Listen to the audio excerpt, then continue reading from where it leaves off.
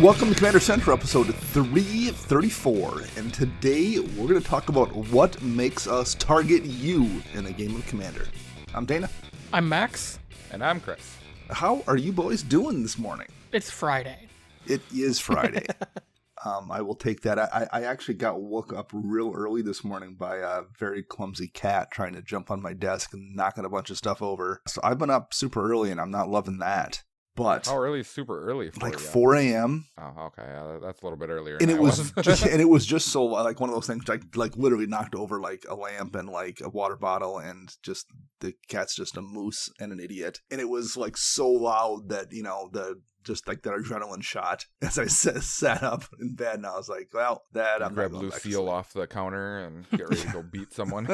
He was gone. He was like, he was nowhere to be seen after it happened. I heard him meow at me once as he was taken off out of the room. So I've been up early, but whatever. It's a weekend. I'll survive. I missed pre-release last weekend. I just had stuff that kept popping up, so I didn't get to go. I wound up buying a kit at the shop on Tuesday, but I didn't get to go play. How was it, Chris? I heard it was a pretty fun limited environment. I don't know. I didn't get to play in it. I got to watch people play, and it seemed kind of like everything else. I mean, honestly. But, you know, kicker's cool and limited. Yeah. So, I mean, there's wild shenanigans that went on here and there. I got to buy a pre-release kit on Sunday. We didn't have actual pre-release. We did a jumpstart thing. Okay. And my pre-release kit, I was so disappointed. I wish I could have played. I cracked it. All 6 of my rares were in red and black. I was like, this is dumb. Oh, that was too bad. That does feel bad sometimes. I was just like, this sucks. I wound up buying because I bought a kit on Tuesday when I was in the shop, and I opened it just to see what I had. And I can't remember what my pre-release rare was, but 3 of my 6 packs had Painlands in it. So I'm like, well, that doesn't feel like that wouldn't have been a very good kit to have in a shot, actually in a pre-release, but also, those Painlands were all worth money. So 6 of one, half dozen of the other. I didn't lose money on the deal, but I also didn't get anything super fun. Depending on what your pool would have looked like, it might have been really good because you probably could have splashed all these kicker cards and whatnot. That's true. That would make things a lot easier just to splash something that just has a really useful kicker cost. Because there's a ton of stuff out there. Yeah, I noticed a lot of people were playing like 3 colors because there was enough mana fixing, and actually the most powerful of the decks that people who put up the best results were 3 or 4 colors. Oh, nice. That always makes pretty limited. Like it maybe isn't the best standard environment when everyone's like going 4-color piles, but in limited like that, if you can play those kind of decks, that is always super fun. So, in Max, you did not go to the pre-release either? Negative. Well, luckily, you'll get another opportunity because starting Monday, basically, when the show is released, if you're listening right now, the Warhammer 40k Commander deck previews are starting up. Whoa. So, it's the never-ending spoiler season. So, I mean, I'm not a Warhammer person, but if there's some fun Commander cards, I don't care. I'll buy them if they've got mechs on them. Doesn't matter to me. So, we'll see what's in there. But, never ends. And I think we'll also get a rules committee announcement on Monday as well. So, again, if you're listening to this on release in the morning, it should be a couple hours from now. They're adding a new person to the rules committee, which I guess they'd mentioned was probably going to be happening. But we'll get that announcement on Monday as well. So, by the time when the show is airing, we'll be right about 2 or 3 hours from when we'll find out what is happening there. Oh, that's sad. I was, thinking I might have to go to the store and get some flowers and go put it on Dockside's grave, but apparently not. Not this time, but I'm not. If I was a betting man, I am not sure Dockside survives the next couple ban cycles, but I guess we will see. The amount of treasures they've been putting out there, I don't know. Yeah. I guess we will see. Anything else exciting out there for anybody? Did anybody play any fun games this week? Chris, you didn't get to play in the pre-release. Did you play any Commander at all lately? I haven't played any card games in, I don't even know how long it's been. Just been so much going on. I should see if I try to grab you this week if you're in the shop, see if you want to play a game. Yeah, let me know. I know I got to bring all my stuff on Tuesday anyways, because one of the guys in the shop pulled one of the cards I'm hunting. Oh, nice. The Phyrexian Shieldred, because I got to keep my Phyrexian collection up to date. Oh, sure. Yeah, but he got the foil one, and I'm like, oh, yeah, that's, yeah. And he's like, I was like, well, I could give you this, and this. He's like, oh, just bring in your trade stock. I'll look at them. How about you, Max? You played on the spell table or anything lately? Negative. I was out of town last weekend, and I am going to be ordering my cards for Blanca this week, though. So do you have the full finished list put together? It's at like 101, so I'll order all 101 cards. Once you're down, what I have, yeah, and then I'll pull one randomly. Yeah, sure. Yeah, once you're down to that close, you can afford to just be like, just suicide one. It's like, whatever, I'm pulling this card. I just want to get this deck built. Or Basic land. Yeah, or I'll just play with 100 yeah, cards in the deck itself and nobody be like, why did I draw a second Expedite? It's right. fine. I actually did that in one of the last games I played in when I was playing my Alessia deck. I drew a card, played Fetch Land, searched up Sacred Foundry, shuffled, whatever. Next turn I drew another Sacred Foundry. I'm like, hopefully no one can see this card right now because this should not be in here. That does happen sometimes. You just get them. I actually had it wasn't that, but this week I grabbed my Glissa deck and just did a couple shuffles and dealt my 7 cards and looked at my hand and I'm like, I've got 6 lands, which isn't, that happens sometimes, but they were all alphabetically. It was like, no. Yeah. Right in a row, and I'm like, well, that seems unlikely. And I'm like, I'm gonna mulligan. And I flipped my deck over and looked, and I'm like, oh yeah, I must have had at some point in the last couple months had spread it out to make sure I had the right amount of cards or something in it. Like I don't do that for changes, but sometimes did I pull this card out or not? I should verify and make sure the deck list is right with what I have in the deck. I must have done that at some point because it was alphabetized. So I'm like, yep, I'm going to have to take 5 minutes to shuffle this up here because clearly getting 6 lands alphabetically in the cycle is not what I was trying to do. Yeah, I know when I rip my deck apart like that and I spread it out, I kind of do what people call mana weaving type of thing. Sure. Where I'll do 2 cards, and then I can shuffle it consistently. I don't have to sit there for 20 minutes trying to shuffle it type of deal. Yeah, that's actually a good idea. I oftentimes do that. I must have just forgot to this time. So yeah, don't want to do that for sure. Well, hey, if you out there in listener land want to reach out to us and tell us about some fun games you played or a bad beats you had drawing a bunch of lands that were all alphabetized right in a row, how'd you go about doing that, Chris? Well, you can reach us on a multitude of social media platforms. You can find us on Twitter at CMDR Central. You can search us up on Facebook, CMDR Central. You can find us on YouTube by searching CMDR Central, and you can also find us online at cmdrcentral.com. Head over to patreon.com/CMDR Central and check out our reward tiers, such as joining our community to hang out with us and play virtual EDH. And we just want to thank everyone who supports the show, whether you support it via Patreon or whether you support it just by listening and hitting that like and upvote button. It does mean a lot, and we really do appreciate it. So we're going to talk this week about how we kind of make that decision making in Commander about who we target. And actually, I have a reason for why I wanted to do that this week. So I played at the shop on Tuesday, and I sat in a pod, and we rotated a couple players, but our friend Kyle was in the game, I think for 3 or 4 games in a row with me. And I think I took him out twice, not early, but first, probably. And I the second time I did it, the third time I did it, I felt kind of bad about it. But I wasn't being a jerk. There was a reason I hit him. And again, we're talking turn 8 or 10 at the earliest, probably in any of those games. Might have even been a little bit later than that. So it wasn't like I was, taking him out in turn 4. It just was at the point in the game when people are getting bumped out. And I think in every situation, I had a choice. I was able to kill one of 2 people, and he was the person I chose. But I chose him for a reason. It there were game situations why I made that decision, not just because it was him. But so that's what got me thinking about it. Why do you make those decisions? Why do I choose to kill Kyle in both of those games or all 3 of those games versus somebody else? And I joke, so and I'm going to start this. I'll start the first one. I've joked about, killing the mutate player first or something. Joke? Question mark? But I'm kind of not joking. And there's 2 reasons for that. So I would say, I'll get to the second one, but the first one is there are definitely times I will hit the player who is doing a thing that's frustrating or annoying. And that's subjective. So what one person finds annoying is not what somebody else finds annoying. So I'm not saying that you shouldn't play a certain way. I'm just saying there are absolutely times when if I'm sitting down and someone's playing that, the 30 counterspell Baral deck or some kind of a really stacksy deck or a mutate deck, when I have to remember what, Stinkfoot Crab does. Some uncommon from Ikoria. Is that a card? I don't know. I can never remember. If that was a real card, I was like, I want it. But that's the thing with the mutate stuff. There's a bunch of randomly named creatures that aren't particularly good unless you have them on a stack and you're able to trigger that ability every time. And like I can remember what Kali the Vast does. That's pretty clear. Like there's a bunch of things, a bunch of cards that you see frequently that you can remember. A lot of stuff in those mutate decks you only see in a mutate deck, and not only is that annoying to deal with, trying to remember a bunch of these obscure cards, it's also relatively powerful. If you're on the right stack and you're like going to trigger something that's going to do a powerful thing multiple times a turn, or at least every single turn, there's a reason you want to get rid of that. So like it's not just that it's frustrating. A lot of times it's things that are simultaneously frustrating and powerful, and if I have to choose between getting rid of an annoying thing and that's powerful and just a plain old powerful thing, I'm probably going to choose the annoying and powerful thing. Is that something that comes up for you guys, like the other situation where like I just don't want to deal with this, so I'm going to get rid of you? Yeah, that happens a lot for me, especially my big ones are Voltron decks.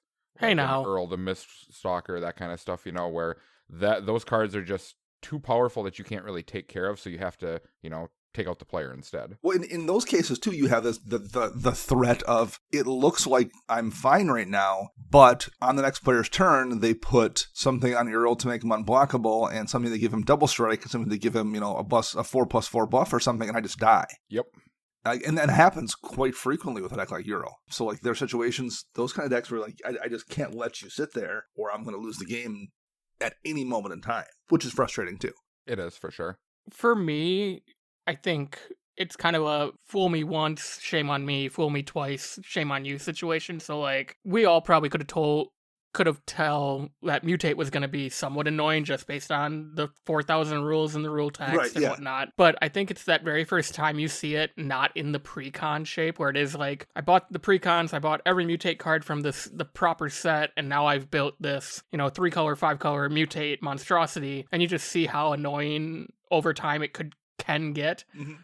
The first time it's like, cool, I got to see it, I understand it. That second time, I know better now. Right. Yeah, I know this frustrates me. I totally get it, Dana. Well, and also I will now proceed to make like a logical argument for this beyond it just being annoying, particularly talking about mutate. You only have so much brain power to keep track of stuff, and to a degree that's a problem with planeswalkers. If you're playing multiple planeswalkers, it's really difficult to remember. You're not just looking at 3 cards. If you're looking at 3 creatures, that creature's a 4/4 with trample, that creature's a 5/5 with first strike, that creature's a 6/6 with lifelink or whatever. It's relatively easy in your brain to process quickly what that person's board state looks like. If they have 3 planeswalkers out, each of which have 3 or 4 abilities, that's a whole different thing. So not only do you have to remember what those abilities are, you have to know like, okay, what turn can they activate them all next turn? How close are they to their ult? That's requiring a much larger chunk of what your brain is able to process in addition to everyone else's cards. You have to like hold all that information in your head while you're making a decision. Mutate is similar. You have this stack of things that have a bunch of abilities and you're trying to figure out what's going to trigger. Mutate has the added problem of the cards are all stacked in a way where you can't read them, generally speaking. At least someone's Planeswalker, you can kind of look across the table and be like, that Chandra has a -3 that does this, a -2 that okay, I got it. Almost every time someone's got a mutate stack going, I can't tell what it is. So it requires an even larger chunk of like what my short-term memory has to hold into it to make my decisions. So not only is it kind of annoying to deal with, but like strategically speaking, it requires a ton of what I'm trying to process as the game progresses, and you playing a mutate stack makes it much more difficult to handle everybody else when I'm having to like keep in my brain what all is going on in that pile of cards that I can't see. So yeah, that's a great point. When I've kind of been sitting here thinking, I kind of compare mutate to like a sliver deck, where at least with the slivers you can see them all. Right, yeah. Gemhide does something, Harmonic does something, and like you said, Dana, that stack of shark, spider, antelope creature. Yeah. On top of an ant, barracuda bear. Right. You don't. Right. They're so generic. You don't remember those cards. Like exactly. I know the art of Harmonic Sliver. I know what that does. Where I don't know what these random creatures do, except for the fact that when you add one more on top, you're gonna blow up my doubling season and probably kill one of my creatures and do 4 damage to something. And right. It's just complicated and messy. Well, I always think about years ago when Marisol the Pretender came out. Cards you exiled with it had the abilities of things you exiled with it. That had the same problem, right? Where you're trying to keep track of, well, what has this person all exiled with Marisol the Pretender? And again, it tended to be like weird, obscure cards from years ago that you wanted this one specific ability that you could use for whatever your deck was planning on doing. You're trying to keep track of that, and that information wasn't right in front of you to easily remember. That was a little bit annoying, I thought. But that was one commander. So if someone wasn't, and no one ran it in the 99. So if they weren't playing a Marisol the Pretender deck, you didn't have to deal with it. Whereas there's a lot of mutate commanders, and I see those decks, I mean, if not once a week, once every other week, if I'm playing in the shops, someone's pulling out a mutate deck. It's just one, or they're running a mutate card in 99 they're going to do stuff with. Like, you can still run one mutate card and have to deal with the stack. So yeah, that's an example of a thing that's frustrating, but I think it's not, I'm not just like targeting a mutate player because it's annoying, although that's certainly maybe a little bit of it, and maybe I'm being a little bit petty, but there's a reason for it too. Okay, so I've been talking for a long time. I'm going to throw it over to you, Chris. What's a reason you have for like specifically targeting somebody in the game? They're breathing funny. I'm being completely honest. Sometimes there are just those players that I sit down with that just rub me the wrong way, and I just kind of turn on them. And I know it's a horrible thing to do, but It happens at least twice a year whenever I sit down with someone. Yes, well, if we're being honest, there are situations where, like, hey, this person's annoying. They're on their phone the whole time, and they're like, using, like Max. I can see looking at our notes. We can kind of probably segue into your one here, where you're talking about like someone's taking a long time or wasting the table's time. Mm-hmm. That's trading in the middle of a game. Exactly. Oh my god! Like I've absolutely hit people for that before, when like they're making the game worse to a degree. Yes. Whether it's something they're doing personally, like maybe they're being annoying or like being somehow disruptive to the people around them, or who knows what that's gonna shape that's gonna take or form that's gonna take. But like, yeah, that's also kind of a petty reason. I've hit people for that before. I've taken them out of games before just because I don't want to be in a game with them anymore. Yeah, it is petty to do, but I mean, it was like one of the first things that popped in my head. I'm like, why do I actually target someone? And usually it's something has to really like irk me to want me to target them off. And like you said, Chris, it's only maybe twice a year this actually happens to you. So it's not like you are purposely walking into your store or a random store and be like, I don't like your face. I'm going to kill you first in every pod we play in together today. Well, I do got to say there is maybe 2 people that I know that come to our local store that I consider spike players.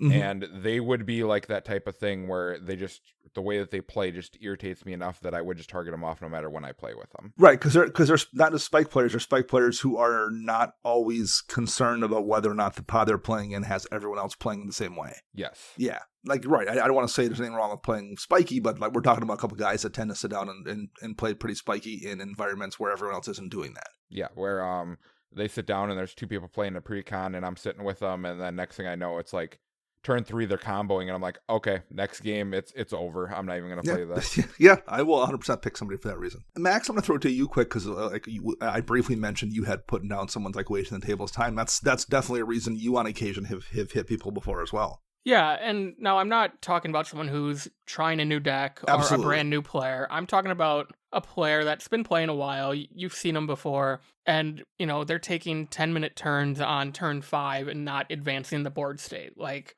what are you doing that's taking so long that you played a land and then ended up passing the turn? And I gotta find my lab man.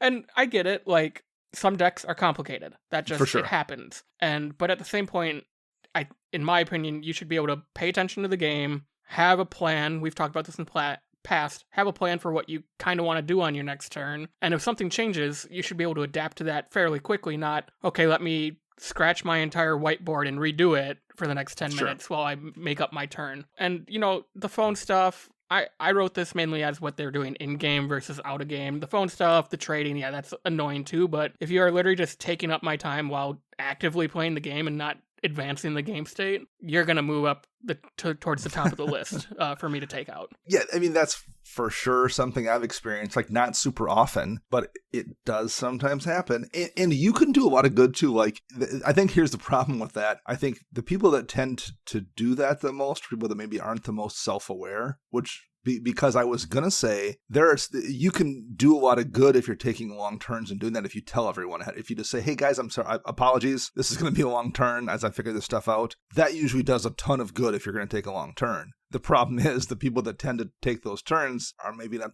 the most self-aware, and they tend to be not people that give you the heads up because of that. So those two things don't always go very hand in hand, unfortunately. And I love the warning like that. I mean, you've done it before, Dana. I've done it before. Chris has done it before. But I've also seen the people that do that turn after turn after turn. You know, three turns in a row. Hey, guys, this is going to be a really long turn. And they don't do anything. Or they play 2 cards and pass the turn. It's like you sat there and, you know, thought about playing that card for 10 minutes, even though you warned us this is going to be a long turn. Did you just do that to waste time? Or did you actually think there was more going on? I'm thoroughly convinced that one of the biggest reasons Paradox Engine was banned was not just because it was powerful, although it's crazy strong, but was because it took up so much time in games. During the window Paradox Engine was legal, I saw more than a few Paradox Engines in decks, and every time my biggest complaint playing against it wasn't the power level, it was you're turning every turn into a 12-minute turn, tapping, untapping artifacts and doing a bunch of stuff, and yes, you're accruing advantage, but like they weren't always winning the game. There were definitely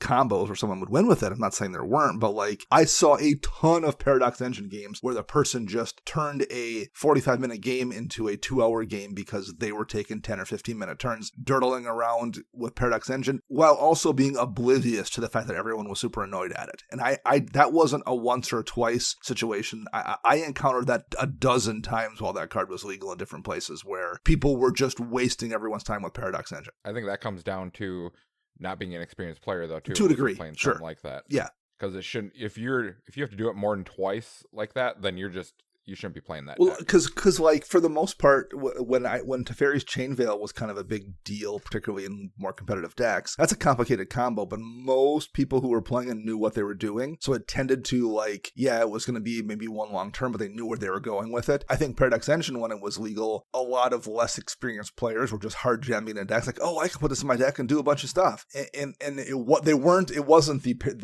Teferi Chain Veil experience where like it was an experienced player who knew what they were doing and they had a plan. I think Paradox Engine wound up in a lot of decks with, like you said, Chris, relatively casual, inexperienced players who just wanted to do a bunch of stuff over and over and over again and weren't really aware of what that was doing to everyone else around them. Yeah, because it was easy to understand how to do it. It was just like trying to figure out how to get to the end. Yes, exactly. Yeah, precisely. Okay, so these have been like kind of superficial ones, I think, for the most part. I'd like to talk about a few more ones that are maybe a little bit more strategic. Sure. And this is probably what applies to Kyle, I think, in those last games, particularly when we're at a point in the game where like I'm making a choice. Okay, who can I take out, this person or this person? If you are the person most likely to stop what I'm doing, I'm going to hit you first. Agreed.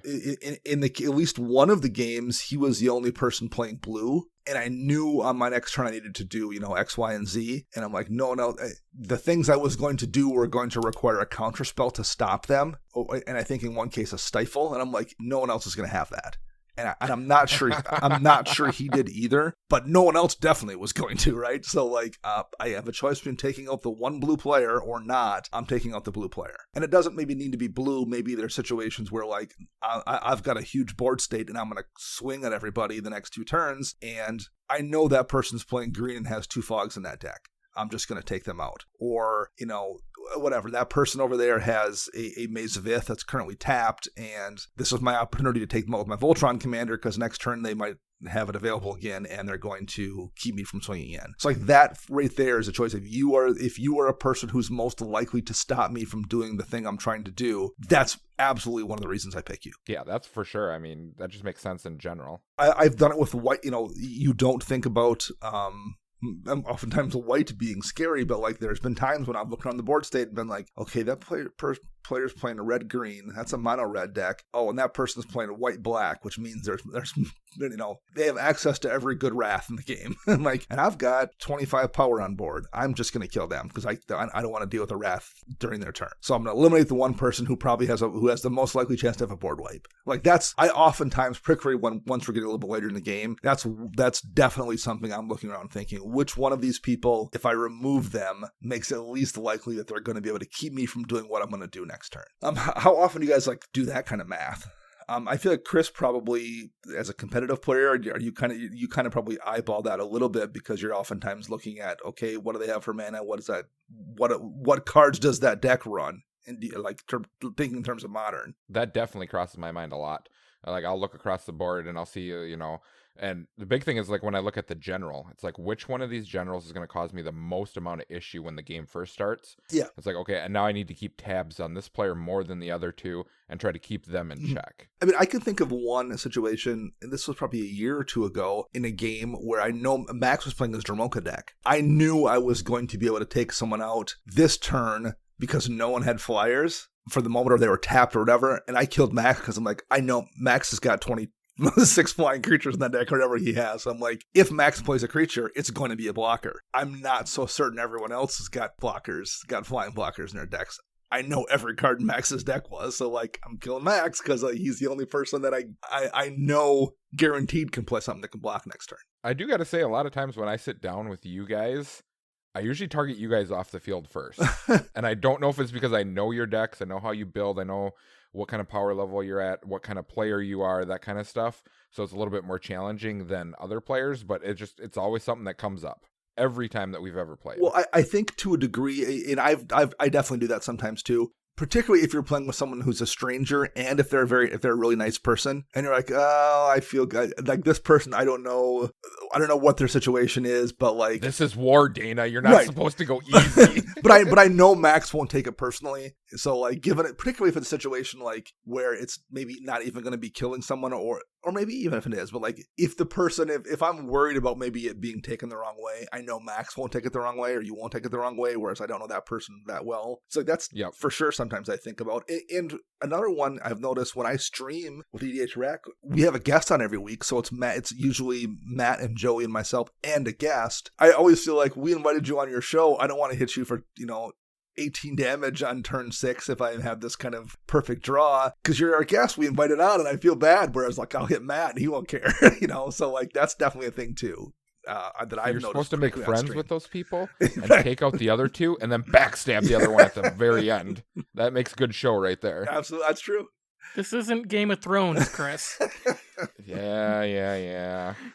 Max, who backstabbed Chris 7 years ago, and he still holds the You're grudge. not supposed to bring that up, Dana. You're not supposed to bring that up.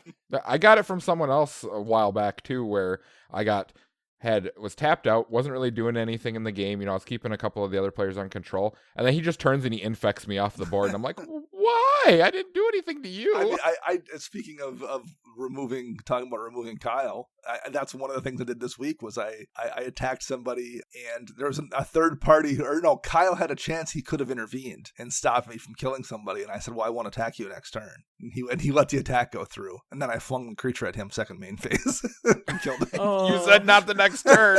Well, I didn't attack him either. Yeah, that's pretty good. I get now. I wouldn't have done that to a stranger. I wouldn't have like played this semantical game like saying I won't attack you. I like to a stranger. I wouldn't have done that to a friend. I'm like, I know he's not going to take that personally. That I was playing with language there a little bit. So as he takes out his notebook and writes your name down in it. All right. I see how it is. Yeah. So Max, what else do you have for reasons you make that choice?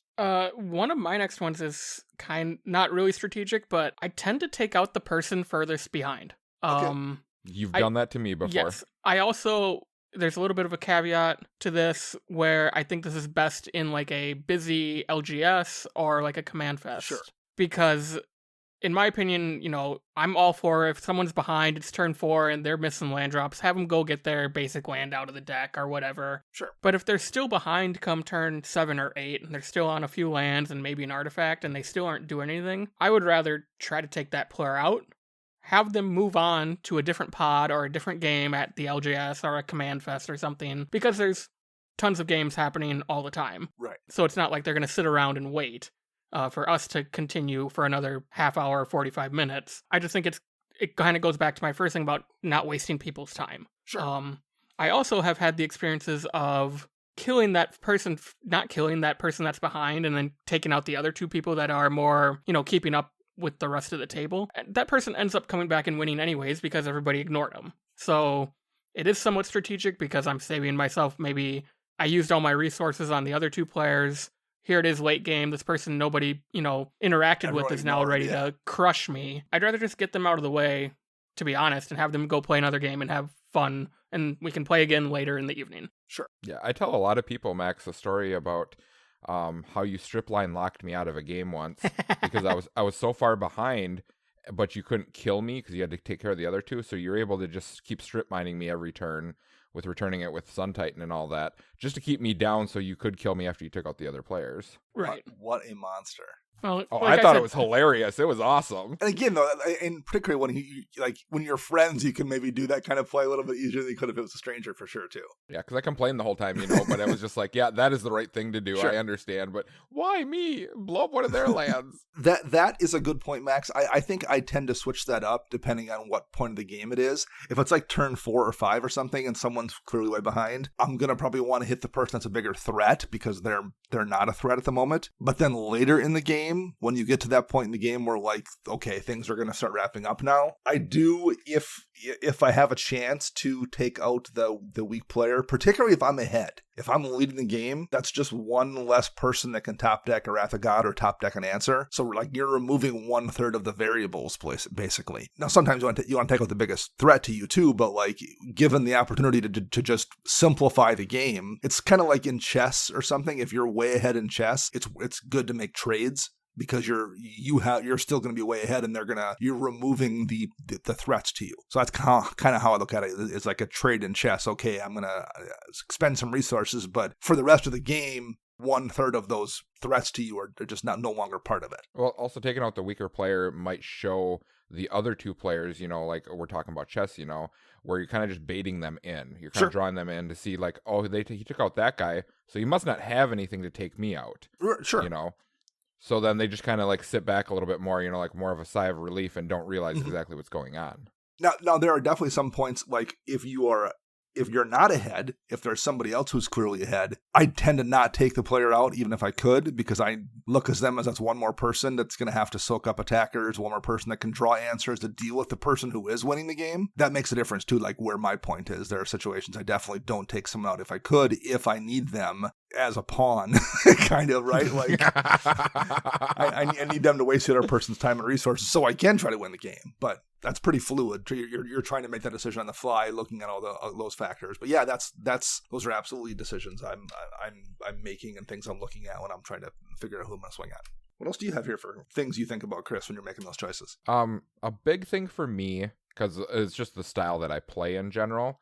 But if someone is playing life gain of some sort, and they just keep going back up to max life or higher, everything repeatedly, that's definitely someone I turn on my complete attention to, because you only have so many resources in a game, and you need to stop that because no one else is doing it. So if they just keep going back up, it's how are you going to kill them otherwise? And if let's say your commander's a planeswalker or something, I can't, commander damage isn't an option then. Yes. So or your commander's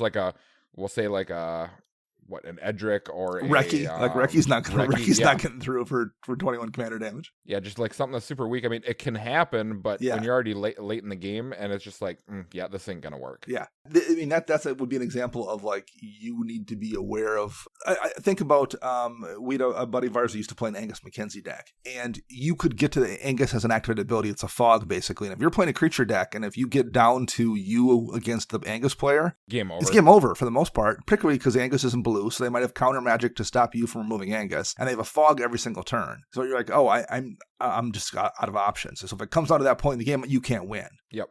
So that's the person you need to whether it's a life gain or that kind of situation, you need to be aware of. If it gets to this point in the game, is this person going to guarantee I can't win the game? Yeah. That's one to look at. That's why I have been building in super powerful aspects to my decks for situations like that. Sure. Where if you get into that situation where it's I have no other way of doing this, well, we're just going to YOLO this and, hope that this goes off, because if it does, then I win. I think in a general sense for me, the next thing I tend to look at, because we've been talking about kind of corner cases, I'm going to win the game. I'm going to take out this person who's a threat to me, or I'm hoping to make a move. I want to eliminate the variables or something. I think in a general sense, when I'm making a decision, who am I hitting right now? It's whoever has the best board state. And I'm going to use board state in this context to just mean whoever has the most resources. You might have only 2 creatures out and someone else has 4. And I guess maybe that looks like you have the worst board state, but you also you've ramped 2 lands ahead of everybody else, and maybe you've drawn 6 cards off various effects. So like your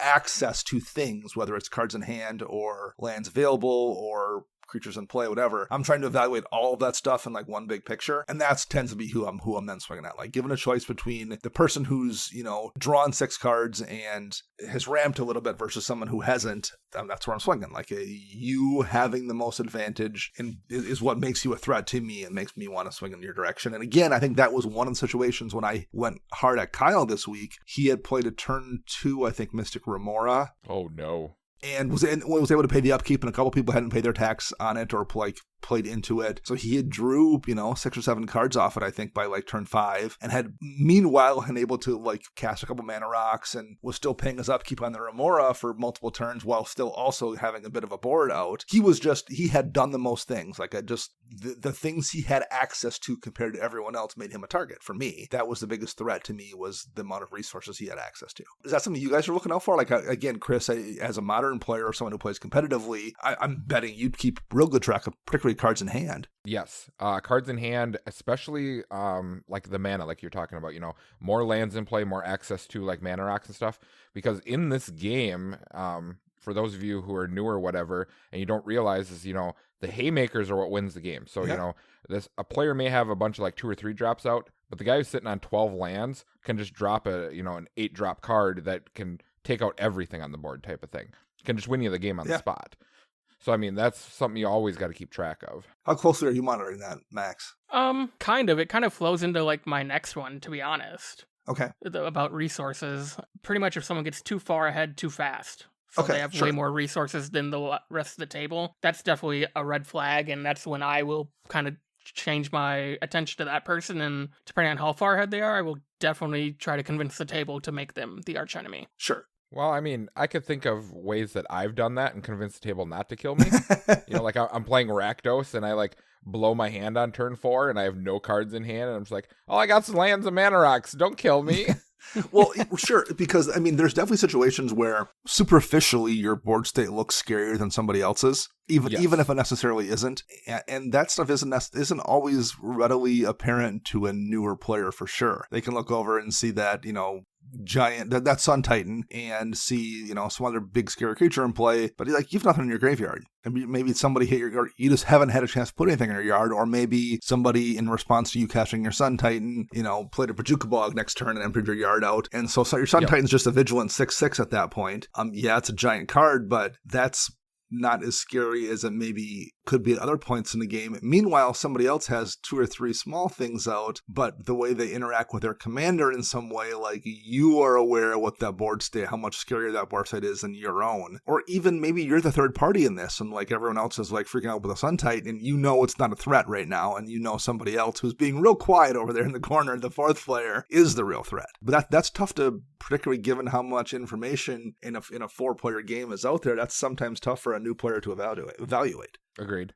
It's also the kind of thing that's difficult to suggest without coming across like a poor sport, or when you're like, why are you attacking me? Attack that person. Like that is how it can come across too. I do try to do that, or try to like point out, you might want to keep an eye on what this person is doing over there before you decide to, remove this thing, because it's probably going to be a problem down the road. But like, that's a difficult needle to thread sometimes without sounding like you're just insisting people not touch your stuff. Yeah, I've actually been really fortunate with that lately because I've been playing with a lot of new players. Mm-hmm. So it's more of a teaching experience type of stuff with those cards. So like with the Sun Titan, for instance, someone turns on me or whatever, and I'm like, okay, so this is what's going to happen if you attack me, and don't worry about them. And I'll start explaining what it's going to do, trying to teach them, what's about to happen, And the other player's like, oh, I can do that with this card? And I'm like, yeah, you didn't even realize that? Probably just should have kept my mouth shut. One thing that I found helps with that a lot is when someone blows up something of yours or removes something of yours that was the correct choice. I like to make sure to acknowledge that when someone hits that, hits your Mirari's Wake or whatever. And you're like, yeah, no, that was the right call. I was going to make 18 mana next turn and do something dumb. So that was a good choice. And I think if you like acknowledge when people make the correct choice for moving your stuff, they're then much more likely to listen to you when you point out that, hey, maybe rather than targeting this thing of mine, you should keep an eye on that person's thing over there because that's going to be a problem for X, Y, and Z reasons. I think if you've set that up by establishing that you're not just mad because they're hitting your stuff, you're genuinely pointing out why the thing's going to be a problem, they're much more likely to listen to you and not just take it as you like being salty. Yeah, and then you can come back later and get them. Then you get them. Exactly. It's all part of the plan. And then you drop that little, like sarcasticness or whatever, like passive aggressive, like that's what you get for blowing up my doubling season. I think the last big thing I tend to look at is what their commander is, because it's always there. And like if all things are equal, and I look over, not that Dromoka's not a really good commander in Max's deck, because Dromoka is, but I also know exactly what Dromoka's going to be doing. And yes, conceivably Max might out of nowhere, when I pass the turn, drop Hall of the Bandit Lord, and then recast Dromoka from the zone, and swing at me with the hasty Dromoka, and give it Berserk and, kill me for the last 12 points of damage he needs to deal. That has happened before, but like, for the most part, you know exactly what's coming your way with that Dromoka deck. It's a beater in the command zone that you can't respond to with instant speed stuff that has flying in a deck filled with flying beaters. It's pretty easy to kind of math out what's going to happen next turn more often than not with that particular commander. Whereas, someone has a Kess deck or something, anything could happen. You don't know what instant or sorcery they're going to cast and then recast something from the graveyard like after they cast it. And is that going to loop into something? A Brea being an example. Like there's so many combos in a Brea deck or a Gave Guru of Spores deck or something. Like that's much more difficult to establish, to figure out how safe you are or how much in danger you are with those kind of commanders. That's the last thing I like. If all else is equal, I know something like Dromoka probably isn't going to pop off next turn and kill me. And if you have a commander that is likely to do that, or like, I always use Chulane for this example, but like, even if Max isn't going to pop off, okay, he's going to play Dromoka maybe and probably pass a turn, or maybe he'll cast another spell. That is pretty straightforward. If someone's holding, say, a Chulane or something, they might cast that Chulane, and then they're going to play a land, and they're going to maybe cast a creature and draw a card and play. Like that could chain into a bunch of things, even if they're not game-winning things, that's going to refill that person's hand and establish their board state in a way that Dromoka isn't either. So that's the last thing I probably look at, is trying to figure out whose commander is more likely to be really impactful next turn or throughout the course of the game, and then deal with that threat. And you mentioned that, Chris, that you kind of look at the commanders as well and you're making those good choices. And I've seen Max do that for sure as well. Totally. It's usually the first thing I ever do when, you reveal commanders to everybody. It's like, okay, so this deck's going to go one of two ways. Yep. They're either playing this, nonchalant, whatever it is, what it is, or this is a built deck like most of them are, and this is what I have to watch out for. Yeah, especially when someone plays like a Narset deck that's all equipment. Yeah. We still kill them first. Yeah.